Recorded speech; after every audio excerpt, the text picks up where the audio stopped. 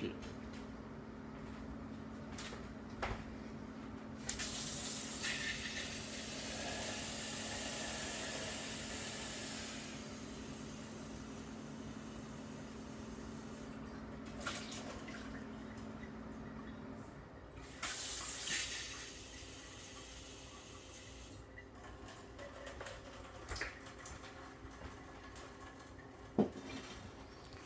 What's up, everybody? It is April 30th, 2017. I wanted to do a video because I hadn't done one in so long. I guess it's been about 2 years. The video that had gotten the most attention, I think it's like 7,000 views, was back in 5 years ago, 2012. I was talking about Cipro, and still today I'm seeing I just saw one about a firefighter that took Cipro, and now, obviously he can't do his job. And the doctors made him keep taking the Cipro. I mean, it's the same story over and over again until there's enough stories out there where the drug company's got a bad enough name about it that the profit doesn't outweigh the crippling that it's causing. It's just going to keep happening over and over. But I just want to get an update on myself and sort of a retrospect. In case anybody doesn't know, in September of 2011, I was on Cipro for constipation, what it turned out to be. So, go figure. But it's the same story, said everywhere. It's just prescribed for whatever they can pawn off to prescribe it. But anyways, the way it affected me, like, there's a lot of people that are affected really badly in the tendons and the connective tissue. It just penetrates different people more deeper into the tissues. So it really depends on, I guess, it's just how, I can't say exactly what it is. It seems to be just how well your body is at delivering, detoxifying the pill and at the same time delivering, blood into your tissues. But anyways, for me, it didn't have as bad of a connective tissue effect. The weird effect that happened with me was it collected inside my colon, and along with the flagell, and because I was constipated, it collected in a lower left, in my bottom of my descending colon, and I was in severe pain. It probably nearly burst my colon.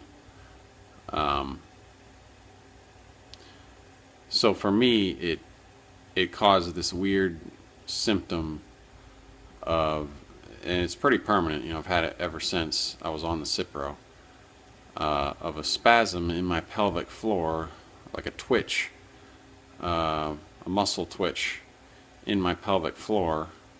So somehow the damage that it did in my colon sort of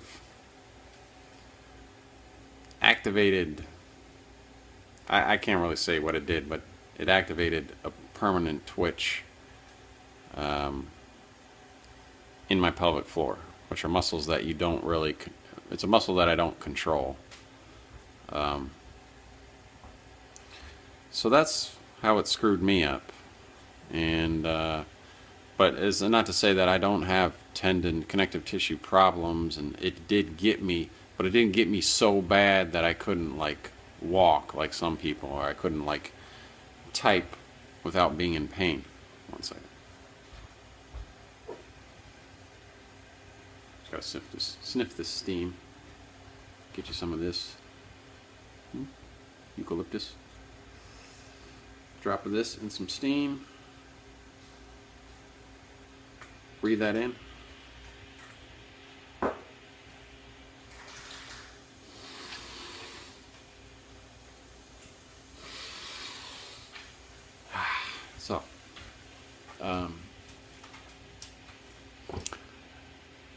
So yeah, it affected me very bad mentally for about a year. I was, I literally, I was thinking about suicide every day for a year, you know, because it had penetrated into my brain. But I just wanted to give an update on myself. I've been here in Nashville for almost 5 years, and I am finally able to work again, so I guess that's good. Um, so I've been working for about almost 2 months now, and yeah, I'm able to play pickleball, which is nice. I'm able to do physical things, which I'm thankful for, because a lot of people after Cipro, man, they can't do even do physical things without being in pain. So I'm thankful for that. The thing about my condition is I also have Lyme disease, and I had Lyme disease the same time they gave me Cipro. So there's a lot of like overlap in what did what, or a combination, tag teaming on my body. Was this the Lyme or was this the Cipro? Um, the only thing I can say for sure that the Cipro did cause the crazy spasm, and I'm sure it has contributed to some connective tissue damage and um, collagen destruction. Um, but the Lyme can do a lot of things a lot of bad things too. So um, it's hard to say. I know I still have Lyme, and due to my own lack of discipline, I have not been able to sufficiently keep the Lyme down to where I feel like I'm almost back to not having Lyme. Um, that's my own fault. I take responsibility for that. Uh, I think there is a way that I could get rid of it, but I just don't have the discipline to. I'm too addicted to food, psychologically, emotionally, and physically, chemically. I'm just too addicted to it to seem to be able to go through the regimen, which I think would get rid of the Lyme. Um, so that's where I'm at. Nothing's really changed. Still living here in Nashville, still pretty much a hermit, and I did get a dog about a year ago, so she helps me out a lot. I've grown attached to her, and it'd be hard to. It's hard thinking about life without her, and that's pretty much my life now. Is just my dog, going to work, and that's about it. So I don't know what to say. Hopefully I can get rid of Lyme just through exercise, because it certainly doesn't seem to be going to be happening through diet. As far as the Cipro, the spasm that I have, it's not painful, and I hope it doesn't grow to be painful, because I don't know if I can handle it if it starts to get painful, because it's still with me. If I get enough money saved up, maybe I can go to a pelvic floor expert, and maybe they can figure out a way to stop the spasm, and that may help with my gut processing. I know they seem to be related. The relaxation of your pelvic floor muscles probably would help things travel through your colon. I'm not sure what to say. I've just been trying to live with it, and I'm sorry for all of you out there that are still suffering.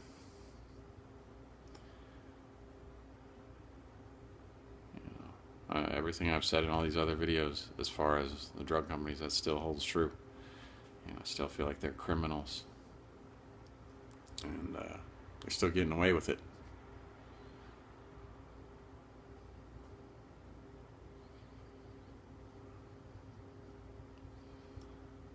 So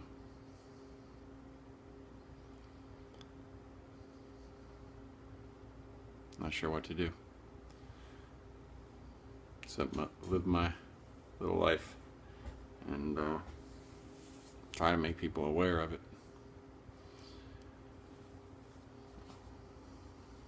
All right. Take care, everybody.